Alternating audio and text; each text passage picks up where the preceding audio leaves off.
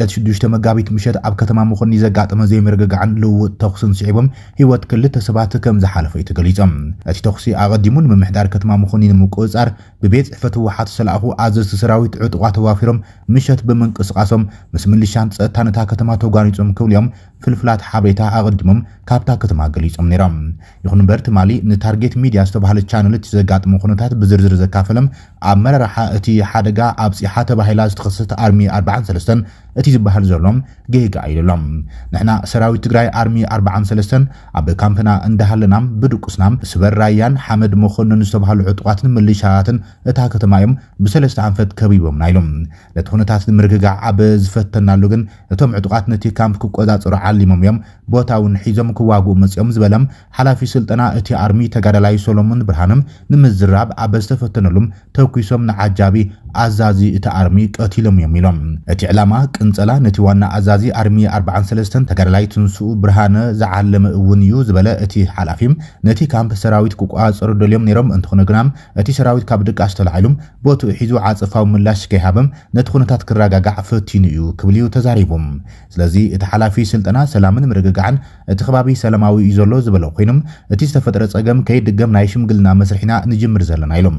ኣብ ትግራይ ብስንክቲ ንዶክተር ደብረጽዮን ገብረ ሚካኤል ዝምራሕ ጉጅለ ህወሓትና ንድግፍ ዝብል ውሳነ ኣመራርሓ ሰራዊት ካብ ኮርን ላዕሊም ንተግባራውነቱ ዕልዋ ኣብ ልዕሊ እቲ ግዝያዊ ምሕዳር ምክያድ ምጅማርን ስዒቦም እቲ እንኮ ብሄራዊ ትካል ዝኾነ ሰራዊት ትግራይ ምስ ህዝቢ ናብ ጎንፂ ከኣቱን ብዓይኒ ጥርጣረ ንኽርአን ይግበር እዩ ሰላም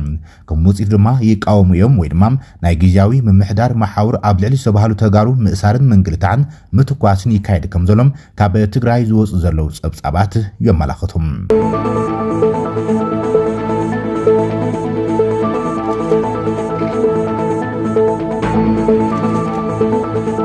ኣብ ዞባ ሰሜናዊ ምዕራብ ትግራይ ወረዳ ታሕታይ ቆራሮ ብገበን ዘይሕጋዊ ዝውውር ደቂ ሰባት ዝተኸሰሰ ውልቀ ሰብ ብጽኑዕ ማእሰርቲ 7 ዓመት ክቕጻዕ ተፈሪድዎም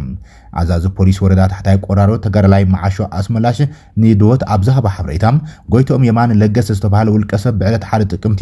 2017 ዓ.ም ኣብታ ወረዳ ካብ እትርከብ ጣብያ ሰላም ቁሸት ማይ ድሙ ንኽልተ ደቂ ኣንስትዮ ኣታሪሎም ናብ ስዑድ ዓረብ ክወስደክን ብምባል ምንቅስቃስ እንትጅምር ብክትትል ፖሊስ እታ ወረዳ ኣብ ትሕቲ ቁጽር ክውዕል ክኢሎም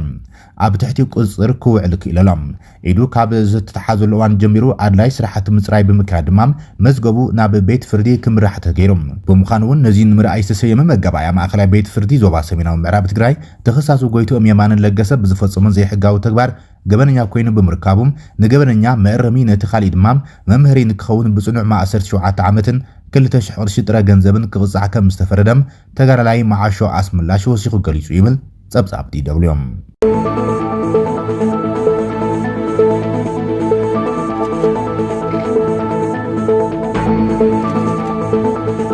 ቤት ጽሕፈት ፕሬዚደንት ኣብ ከበባ ኣትዮም እቶም ነቲ ቤት መንግስትን ከባቢኡን ኣሳት 2 ዓመታት ተቆጻጺሮም ጸንሑ ዕጡቓት ኣብ ቀለበት ኣትዮም ተባሂሎም ሰራዊት መንግስቲ ጀነራል አልቡርሃን ንርእሰ ከተማ ካርቱም ሙሉእ ብምሉእ ክቋጸር ተቃሪቡ ከም ዘሎም ኣፍሊጦሎም ሰራዊት ሱዳን ንአርኤስኤፍ ኣብ ከበባ ብምእታው ናብ ሙሉእ ምቁጽጻር ካርቱም ከም ዝተቃረበ እዩ ገሊጹ ዘሎም ሰራዊት ሱዳን ትማል ሰንበት ኣብ ማእኸላይ ካርቱም ንቅድሚት ብምስጋም ኣብ ጥቓ ቤተ መንግስቲ ፕሬዚደንትን ካልኦት ህንጻታት መንግስትን ዝርከቡ ሓይልታት አርኤስኤፍ ከም ዝኸበበም ሱዳን ትሪብን ጸብጺባላ ኣዛ ሰራዊት ሱዳን ናስር አላዲን ዓብድልፈታሕ በዓርቢ ኣብ ዝሃበ መግለጺ ሰራዊቱን ዝተረፈ ክፋል ከተማ ካርቱም ዳግማይ ንምምዛም ዘካይዱ ዘሎ ሳልሳይ ምዕራፍ ስርሒታት ናብ ምዛም ገጹ ይቃረብ ከም ዘሎ ገሊጾም ትማሊ ሰንበት ኣጋምሸት ወተሃደራት ካብቲ ዝነበሩ ደቡባዊ ካርቱም ምስ ማእከል ከተማ ዘራኽብ ድልድል አልሑርያ ብምምራሽ ነቲ ቅድሚ ሕዚ ብአርኤስኤፍ ተታሒዙ ነበረ ኣገደስቲ ከባቢታት ከም ዝተቋጸሩም ነቲ ሰራዊት ዝድግፉ ምንጭታት ሓበሬታ ገሊጾምሉ ንሱዳን ትሪብን